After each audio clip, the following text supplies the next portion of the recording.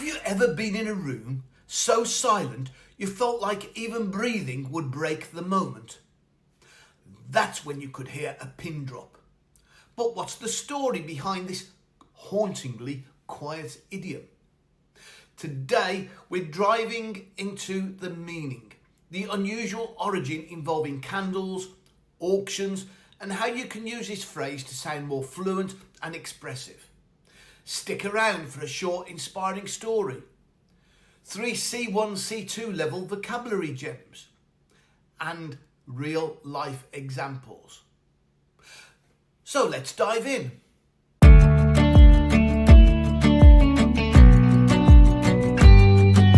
Definition of "you could hear a pin drop." It's a phrase used to describe complete and intense silence, usually during a moment filled with tension, awe, suspense, or emotional weight. It means that even the smallest sound, a tiny pin falling for example, would be noticeable because the room is utterly silent. The history and origin: tea auctions, pins and candles. This idiom has roots in the 18th and 19th centuries, particularly in British tea auctions. Here's the fascinating part. During these auctions, a pin would be inserted into a candle and the auction would continue as long as the candle burned down to the pin. Once the flame reached the pin, it fell silently to the table. The pin dropping marked the end of the bidding, and the room would often be so quiet in those final moments of suspense that, yes, you can literally hear the pin drop. The phrase gained momentum in theatrical and literary circles as a vivid way to describe utter silence, often layered with anticipation or emotional gravity. Some example uses. The tension in the courtroom was unbearable. You could hear a pin drop as the jury read the verdict. When she walked into the hall in that dress, everyone fell silent. You could hear a pin drop. The speaker paused after his story, and in that moment you could hear a pin drop. Now here's an inspiring story. Fiona was terrified after years of battling social anxiety. She was finally standing on a stage, ready to share her story with an audience of strangers. She took a deep breath and began. Her voice wavered at first, but her words landed, honest, raw and real.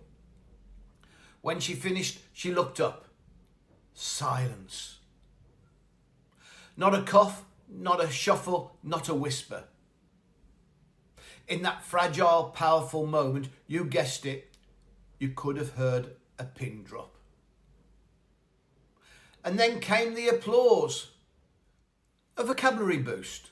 Some C1 and C2 words from the script. Anticipation. A feeling of excitement or nervousness about something that is going to happen. There was a sense of anticipation as the curtain rose. You could have heard a pin drop. Reverence, deep respect or awe for someone or something. The audience watched in reverent silence, so much so you could hear a pin drop. The third one, audible, able to be heard. The whisper was barely audible over the noise. Okay, so to wrap up, you now know you could hear a pin drop isn't just a colourful expression.